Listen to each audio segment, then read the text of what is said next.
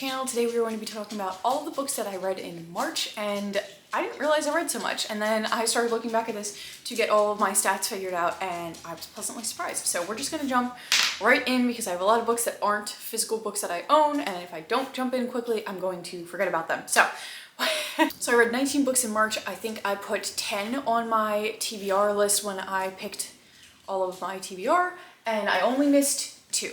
So I feel pretty good about that. I didn't get to Bright Young Women. I really do still want to get to this very soon. And I didn't read NRM, which was my Agatha Christie for the month. That being said, I have since started it and only have like 50 pages left. So this is going to get read. It just wasn't read in the month that I designated it for, which is fine. So like I said, 8 out of 10 from my March TBR picks. I consider that a good month for me because normally I leave like 4 or 5 off of the list and don't get to them. So anyway, jumping into all the books that I did in fact read. We're going to start with the ones that I don't own the physical copies of because like I said, I'm going to forget them at some point. So I realized one of my favorite things to do is go to Barnes & Noble and just sit in the cafe and read a good book. And I've recently been deciding to take advantage of some of the books that they have there that I didn't really know if I wanted to buy the physical copy of, and those right now have been graphic novels. Not really a medium that I've ever gotten into, didn't know if I was really going to like the style of it. I wasn't a huge comic book person growing up. I have some Scooby-Doo comic books, but that's because I'm obsessed with Scooby-Doo. Not that you guys need to know that. So wasn't really sure. But I've seen everybody talking about the Heartstoppers books, and I've seen Lore Olympus a lot as well. And Lore Olympus looked really fun, like super vibrant colors and everything. So I was like, you know what? We're gonna sit and we're gonna read, get a drink and everything from the cafe, and I'm gonna give these a shot, see whether I like them or not. So I read the first 2 volumes of Lore Olympus. This is like a modern take on the Hades and Persephone story. So it follows those 2 Greek gods. It has all the other Greek gods in it and stuff. They live in Olympus, but they have modern technology. They have cars, cell phones, what have you.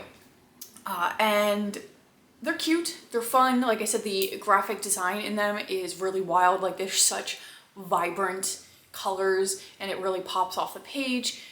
Absolutely beautiful illustrations. I don't think I'm going to ever buy them. I don't really have the urge to have them on my shelves per se, but I do think I'm going to continue reading through them just because they're fun. I love reading Hades Persephone stories. I'm not really sure why, there's just something fun about it. And the art style is gorgeous and I do appreciate it for that. Then I did also read the first volume in the Heartstoppers series. This is following a young boy who is in high school. He came out as gay, I'm not sure, a year or 2 prior. I'm not sure what the timeline is, but everybody in the school knows that he's gay. And he's completely comfortable with that, but he doesn't seem to have a ton of friends. He ends up making friends with a boy that's on, I believe, the soccer team. I'm confusing this with rugby, which is a little foreshadowing for another book that I read. I think it's soccer. I think they played soccer. And he starts to develop feelings for this new friend of his, and he's panicking because he's like, great, I'm developing feelings for a straight kid. Like, what am I doing? It's just really cute to see their friendship bloom, to see how shy and adorable the main male character is, whose name I forget. I really wish I was better with names, guys. I really, really do. And to sort of see him work through everything that's going on, and then you get to the end and you're like, okay, is this friend really straight? Is his friend not straight? Like, you're rooting for them to get together at the end of it and everything. And it's just cute, and it reminds you of high school emotions and first time feelings and everything, which is fun and nostalgic. I've heard that the rest of the books, some of them get into heavier topics because of his sexuality and the fact that he's in high school, so I'm sure like the rest of the books might get a little heavier. I do plan on reading them.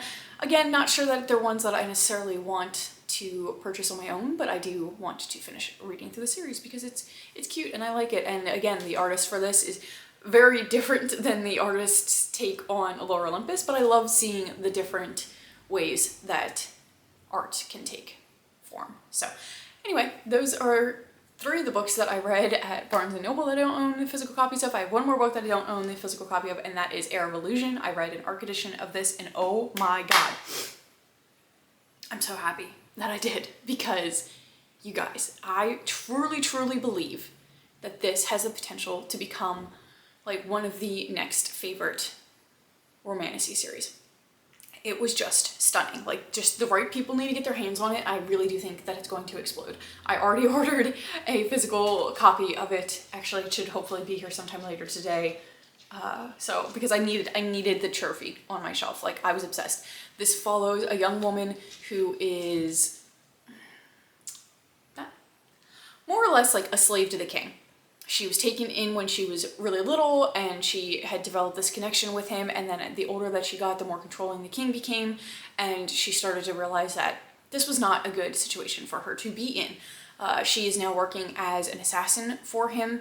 People refer to her as his pet because she's a wraith, and it's just not a good situation that she has found herself in, and she's looking for a way to get out of it. The problem is that he has a magical collar around her neck that he can control. Should she try to leave him, he can use it to choke her and pretty much almost kill her. And she has no way of taking it off as it stands currently. So she is hunting down this weapon that she had heard about, and she's looking to escape. Enter in the main male character, who is a Shadow Daddy Reaper, which we all know the girlies love Shadow Daddies right now. And whew, this one's fantastic. He's a Reaper. His shadows can take the form of snakes, which is creepy, but they're also really cute at the same time. So I loved that. He is in the city looking for turns out the same thing that she is looking for a completely different reason. So they're kind of at odds with that, where they're fighting over who's going to get this and everything. She's extremely closed off, doesn't really want to get connected with anybody else. But then, of course, there is this undeniable chemistry and tension between the two of them.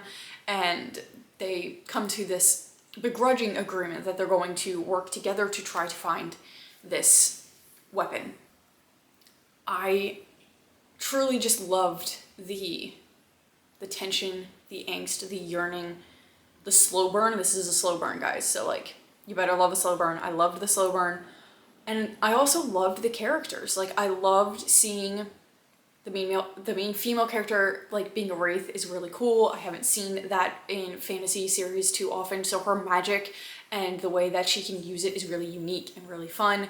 And it also kind of hints at some like mental health stuff as well, the way that it comes to the forefront, and like, you'd have to read it to understand. I don't want to like say specifically, but she is such a strong, badass character, but then she also has those moments where she's weak and is learning to accept that she needs help, and that it's okay to accept that help. And it's just she's a complex character, and I loved that.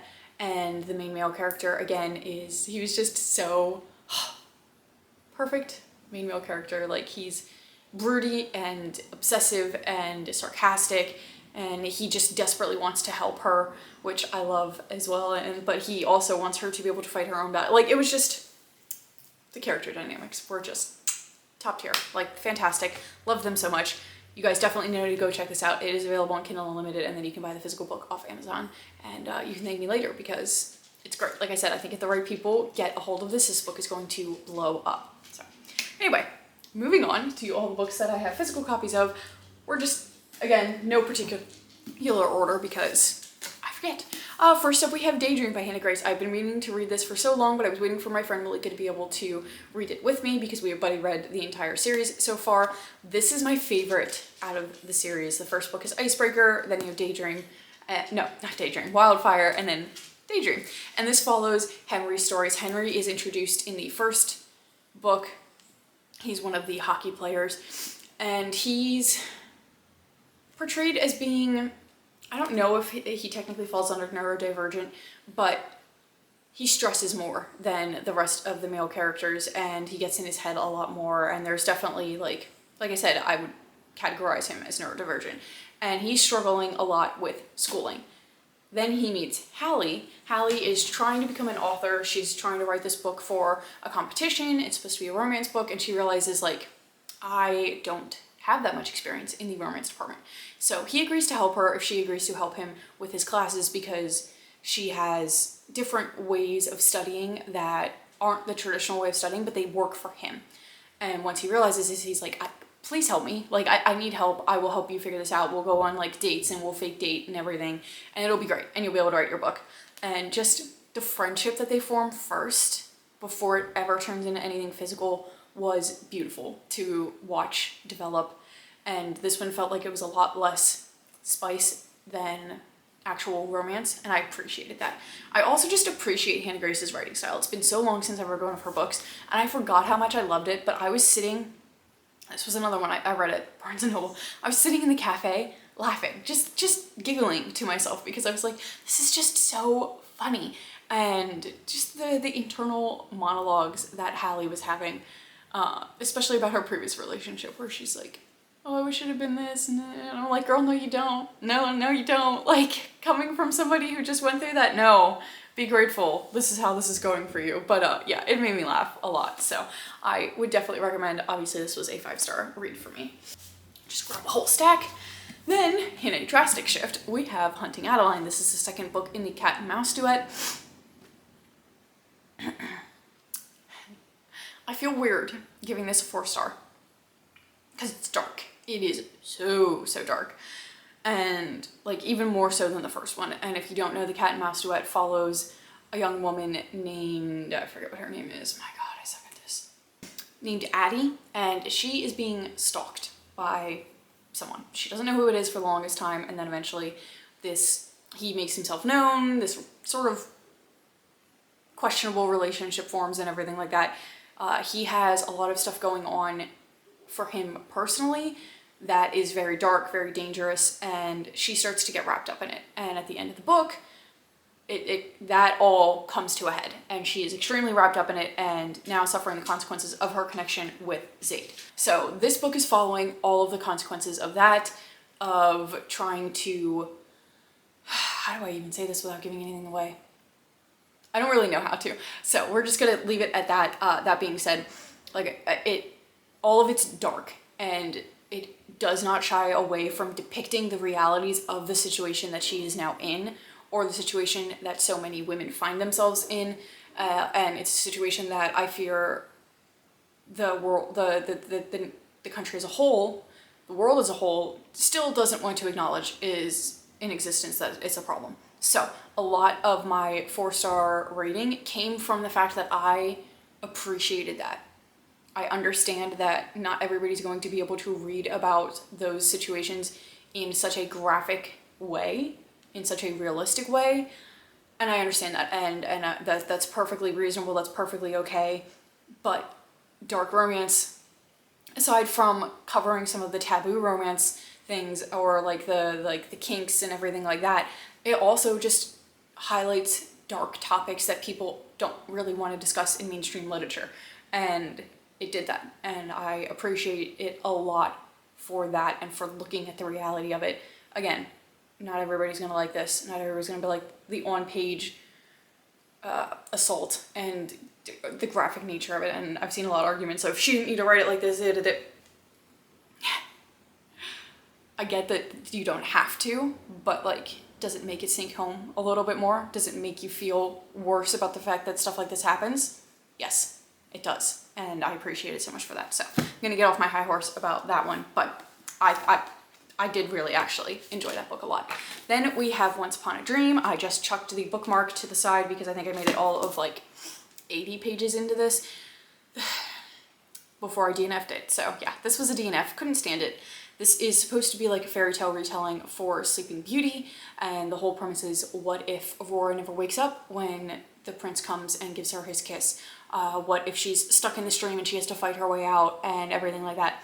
I was amused in the beginning because it's sort of like the prince narrating the prologue where he's like, are we sure the dragon died? Like, shouldn't somebody go check on it? What are we gonna do with this dead dragon now? Yada yada, while he's making his way to the princess, and I thought that was amusing, like very comical. Then we get into the dreamscape and she's just insufferable. She's a ditz that doesn't know anything.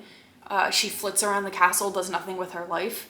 Literally the writing style of this, everything happens to her. She isn't a force for anything happening. And there was a chance that that was going to change as she realized she was in a dream, as she's starting to subvert this dream and come back to reality. Don't really know. Didn't really care to find out. I just didn't like it. The writing style was much more YA than I expected it to be. And sometimes that's okay. Sometimes I'm not really into it. This one I just wasn't into it. So yeah. And then we have Kill Order by James Dashner. This is a prequel book to the Maze Runner series. I think I rated it the 3 stars. Upon looking back, I'm probably only going to give it 2 or 2.5. I really just didn't enjoy my time reading this too much. It just fell flat. I didn't think that a full 300 something page book, I think it was 300, yeah, 300 something page book was necessary to get this storyline across, to explain the original trilogy.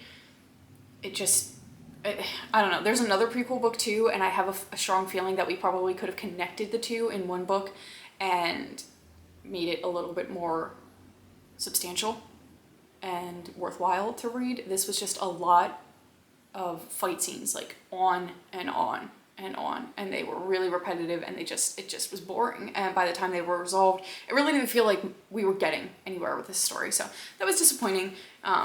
Still gonna read the next prequel because I own it and because I might as well, but like, yeah, I don't know. That was a prequel that I'm like, I just don't think you were needed. Then I read Ricochet. By the way, all 3 of these I read in a reading vlog where my outfits picked my read. So if you guys want to go see my initial reactions to the books as I read them, go check that out. There is actually, I do believe, yeah, there is one more in that video. So not all of them were ones that I didn't like. I will tell you that, but anyway, refocusing. I read Ricochet. This is the second book in the Addicted to You series, or Addicted Now series, whatever the original grouping is called. And this follows Lily and Lo. Lily is a sex addict, Lo is an alcoholic. And in the first book, they are kind of fake dating and have been fake dating for years in order to sort of get their families off their back and to help each other hide their addictions. So they're enabling each other, even though they know that they shouldn't be. This book sort of follows them trying to work through their addictions and everything like that. You don't really see them as a couple too much, except for in flashbacks and everything. I enjoyed it. I did. I just don't think I connect too much to these characters, and I think it's because I don't understand the struggles, especially in this one. It's primarily about Lily and her struggle, and I don't understand that one at all, and the way that she gets so worked up and anxious and lets it control her entire life. This is definitely a prejudice on my side, because I don't understand it. I'm like, girl, this is not that big of a deal. Like, just move on. And in my brain, I don't align it to the same as like alcoholism or being a drug addict or stuff like that, where it's like a substance that has like altered your chemistry, your like brain chemistry and your body and everything like that. Do I understand that this can do that? Yes. After reading this, I do. I understand this a little bit more, and I appreciate it for that value. It's just not something that's talked about very much. It's not something I really knew was an actual legitimate addiction until I started hearing about this series and everything. So like I said, definitely prejudice on my part. It's just not something that I can relate to very well. And I'll be honest about that. I do love the characters in here. I love seeing her sisters in here. I feel like I'm gonna really love reading about Rose and Daisy once I get to their stories. So I'm going to 100% continue the series. This was still a 3-star read. I still think people are absolutely gonna love this. I do enjoy the writing style. So don't let that deter you. I'm just trying to explain why I feel like I didn't connect too much with it. Then my Mary Higgins Clark for the month was All Through the Night. See, it has 2 weird plots going on that don't really interconnect. So I'm trying to figure out how to explain it. They're trying to help this after-school program that a church has that is for children of poorer families in the neighborhood, so that they have somewhere that they can go after school while their parents are working and they're not home alone. It also provides them with food, shelter, everything like that. And the program is underfunded, so they're going to be shut down if they don't have somewhere to go. They originally think that they do, and then a new will is brought forward that changes the plans of the shelter. And the main characters in here think that there's something shady going on about that. At the same time, a woman comes back to the church where this program is being held and is looking for her daughter that she left on the steps of the church 7 years prior, because she couldn't take care of her. And she had always assumed that this family had, a family had found her and she was adopted and everything like that. Turns out that that was not the case. A thief that had stolen this really important chalice from the church found the baby carriage, and as a way of hiding himself, he takes the baby carriage as well. So he's stolen this chalice, and he has also stolen the child. So it sort of follows that mystery. It very, very loosely connects to the other plot that I was talking about. This was kind of fun. Willie and Elvira are like older characters, and they're just funny and amusing to listen to. And this was just cute and heartfelt because it was set around Christmas time. It was a 3-star read. I wouldn't necessarily recommend it above some of our other ones, but it wasn't bad. Then we have The Turn of the Screw and Other Stories by Henry James. I had read The Turn of the Screw in college and really enjoyed it. It's kind of like a ghost story where these couples are on a trip together and they're telling ghost stories, and this one guy goes, oh, well, you haven't heard this story yet. And he's like, and this is a true story. And it's about this nanny who has moved into the country with these 2 children. They don't have any parents living with them. They are under the care of their uncle, I believe. The uncle doesn't live with them either. So they are just taken care of by like the nanny, the housekeepers, all the staff that lives there. And while she's there, the nanny starts seeing these weird things that nobody ever comes out and says that they are ghosts, but the housekeeper is like, well, they suddenly disappeared and the one person was really sick and they were just gone, and everybody believes that they're ghosts, and then they think that they're coming for the children. And then weird stuff is happening with the children as well. So like the whole thing is just like, it's one turn after another where you're like, okay, the children are innocent. Are they actually? Like, oh, these are ghosts and they're bad. Well, are they actually? And like, it's just fun. I enjoyed it. The rest of the short stories I had never read before, so I wanted to get to them. Didn't really enjoy them too much. Henry James focused a lot of his short stories on young women, which I thought was odd, and it surprised me a lot. And it's young women as they're like sort of entering society and trying to find partners for their life and everything, and just I don't know, they were really boring. By the time I got to the last one, I couldn't even tell you what the last one was about, in all honesty. It just wasn't great. I don't tend to rate my classics, so we're gonna leave that alone. I normally say whether or not I plan on keeping them. I haven't decided for that one because I do enjoy The Turn of the Screw, but I don't enjoy the others, so not really sure. Then I have Three Sisters by Heather Morris. I love Heather Morris. She's one of my favorite historical fiction authors. She writes a lot centering around World War II and the Holocaust. This one is no different. This follows 3 sisters who, against all odds, actually managed to survive Auschwitz. And like, as everybody knows, surviving Auschwitz in and of itself was a feat and not a high probability. The fact that 3 of them managed to is just astounding. So it follows them prior to being sent away to the camp. Once they're in the camp, the storyline does go in 2 different directions because one sister wasn't sent as early as the other 2. She had managed to hide away from it, and only 2 of the sisters were sent at first, and then I forget how many years later the 3rd sister and the rest of the family end up going into the camp. So it follows 2 different storylines with that, and then it, like I said, follows them through their time in the camp, through their time once the camp sort of breaks down and they're on the death march from the camp, and where they go from there and what life looks like for them afterwards, when they're trying to sort of rebuild everything and learn how to be back in normal society and to recover from the absolute horrors that they saw. It's not my favorite Heather Morris book, purely I think because it was following 3 different storylines. And we were trying to get equal amounts of attention on all of them and their lived experience and the way that things were for them. And I felt like because of that, there was just so much going on in the book. And I don't know, by the time I hit the end where they were talking about their life afterwards, I was a little bit bored by that point. And I hate saying that because I know this is a real, true experience, and I'm not knocking anything that these women went through and the suffering that they endured and the way that they rose up after they got out of the camps and everything. Not saying that. It was more just the way that it was written, just was like spitting facts at me, and I just wanted a little bit more depth to it, I suppose. Still a solid 3.5 star read. I would still absolutely recommend it because, like I said, three siblings that managed to survive Auschwitz is insane, and their story deserves to be told, and every story from Auschwitz deserves to be told, and the other camps. So still recommend. Then we have a reread. I listened to the audiobook for Swordcatcher by Cassandra Clare in anticipation of the second book, which came out in March, which is The Ragpicker King. Haven't gotten to that, but I do have plans on it. So I needed to reread this because it's a really big book. It's a really big book with a lot of info dumping. I'm not even gonna lie about that. That being said, I did enjoy this a lot more the second time around because I sort of understood the world a little bit better, and I was able to remember the characters a little bit more because there's a lot of characters introduced. But this follows the story of Kell. He is the sword catcher body double for the prince, which means he does stand-ins for any politicized events where they think there's danger for the prince.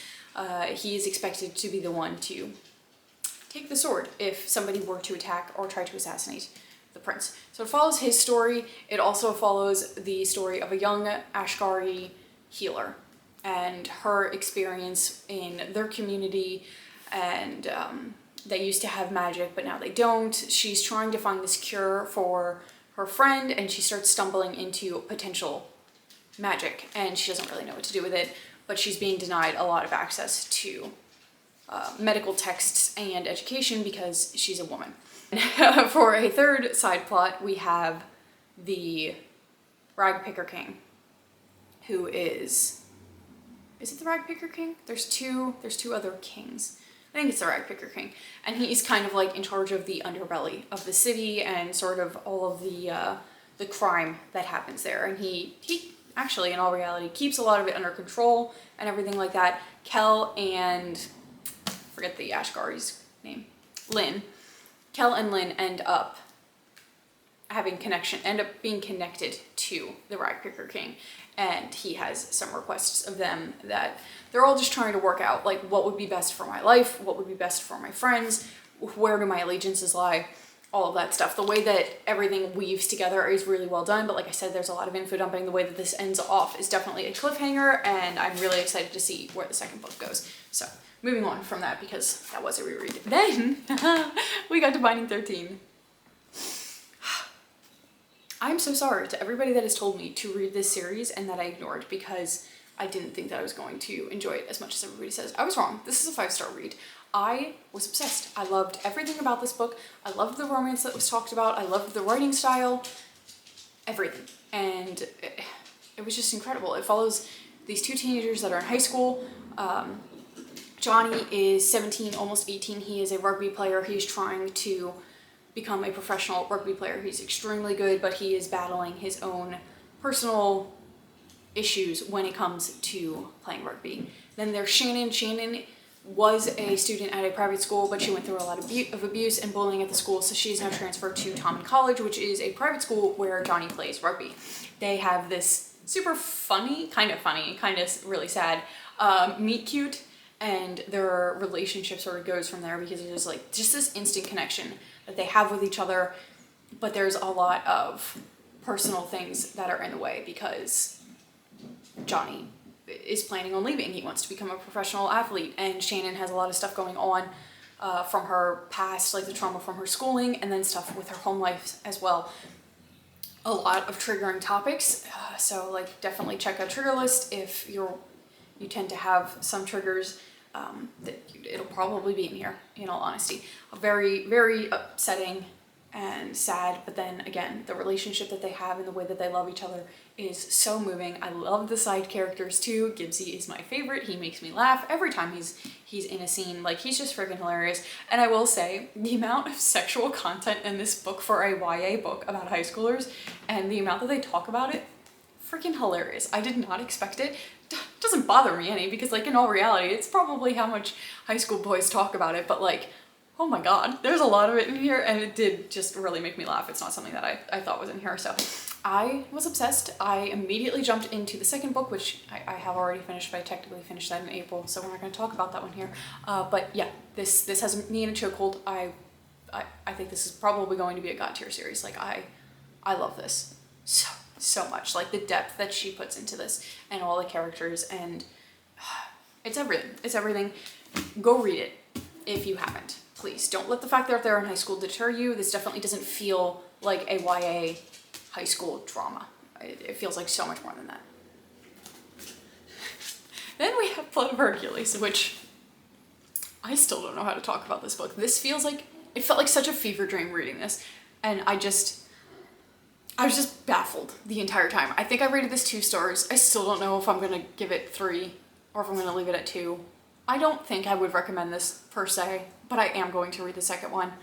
If you plan on reading this, go in for the vibes, not the plot. I'm gonna tell you what the plot's supposed to be, but like, God, it's weird. This follows a young girl that is living in a tight-knit infested world where Spartans rule over all. She's a shy, stammering foster child with nothing. She keeps her head down, covers her scars, and focuses on excelling in school, at least she tries to. And then a blood test reveals that she is part of a powerful elite. She is a Spartan. She's forced to attend the Spartan War Academy, which is where things go downhill, might I add, because they are expected to attend this academy where most of them die. The beginning is literally them fighting with each other to see who's going to enter this. And they acknowledge that there are not a lot of Spartans, there's not a lot of heirs, and that their numbers are dwindling. But what do? They put them through this grueling test where a lot of them are going to end up dying, or in the academy, a lot of them end up dying. And it's like, you're killing yourselves? That doesn't really make any sense. But okay, sure, you do you, whatever. The whole world is just bizarre. The way that it's written, the writing style in this is bizarre. I couldn't get behind a lot of it. She uses a lot of like parentheses for the inner monologue, and the stuff that she says is just so unhinged at some points, and I'm like, really? Like, that's just, no, I didn't appreciate the writing style very much. And then, like I said, the plot itself, I was like, why is this the way this world is? Like, I can understand having worlds that don't make sense. Hello, Hunger Games. But like, they have a justification for it and they explain it. This doesn't really explain it, it's just, we're just completely screwed up in every facet and we don't talk about why. Anyway, she's in this academy and she is assigned to these 2 mentors, which is Apollo, nope, Achilles, and Patro. Achilles has a muzzle because of his powers, so he literally says nothing. He's just broody. And then Patro is just, they're both super mean to her, and they're like, oh, they hate us, they don't want us to succeed, and that's why they gave us you as our person or whatever, our mentee and everything. And then in the school itself, there's Chiron, which is the ferryman of death, and Augustus, and they are professors of the school. They are also both obsessed with her for slightly different reasons. So, like, I think at some point this is going to be a why choose situation, but that doesn't really come to the focus in this too much. Like, you can tell that it's there on the side of the men, but she has no idea what's going on or anything like that. Until you get to the end, I should say. The end definitely took like a huge turn, considering that, like I said, most of the story is like a slow burn with the men recognizing that they're obsessed with this young girl, but her not realizing it. So I will be continuing this because I want to see if the fact that she is the reincarnation of Hercules, or not even the reincarnation, but like the fact that she's Hercules, if that's gonna, like, now that she realizes it, is this going to be something that she comes into her powers for, or is she going to continue to be this character that we saw in here, and how does that progress, and what does it look like with the men that are in this story, and like, I don't know. I'm going to finish it because I'm just too curious not to, but like, I still, in good conscience, can't necessarily recommend that unless you like just completely out of left field stories. Like I said, going for the vibes, not the plot. Vibes, not plot.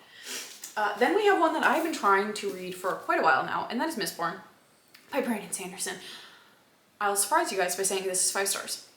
Because it took me so long, you would anticipate that I wouldn't say that. I still loved it. It's just that the writing is so tiny. So tiny.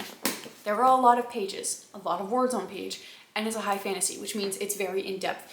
And it just took a while. It took a while. My brain could only handle so much of this at a time, which is why it took me so long. But I loved all of it. This magic system is based on metals. So when I forgot what they're called. The Mistborn can ingest metals and then use them for certain powers. So one can like pull certain metals, the other can give them increased senses, stuff like that. And only a few people in the world are able to do this. And like I said, they're categorized as Mistborns. So the main female character, she is working for this thieving crew. She ends up being connected with Kel and his own crew, and they have this whole plot that they're coming up with, that they're going to try to fight against the Lord Ruler of this world, because it's just a terrible world. Like, anybody that doesn't have a connection to his like favored, like the lords in this world, are people that helped the Lord Ruler during his takeover of everything. So he values them and descendants of them. If you weren't connected in that way, you're considered a ska, and you're pretty much the slaves of the world, and it's terrible for them. So they're trying to overtake him, and it's pretty much just not like a heist plot, but like kind of, it's just this whole story of them trying to take over. And I loved the way that it all worked together. Like I said, I love the magic elements in here, how they work. I think there's a couple other magic systems that are going to come into play in the later books. The way the whole scheme played out was realistic. Like, there were setbacks, there were issues that they couldn't work through, there were some unexpected twists at the end. It wasn't like an automatic, yep, everything worked, everything's great. Like, this felt really realistic, and I loved it. Like I said, definitely high fantasy, takes a lot of brain power, but I think it's definitely worth reading. We're getting towards the end, guys, I promise.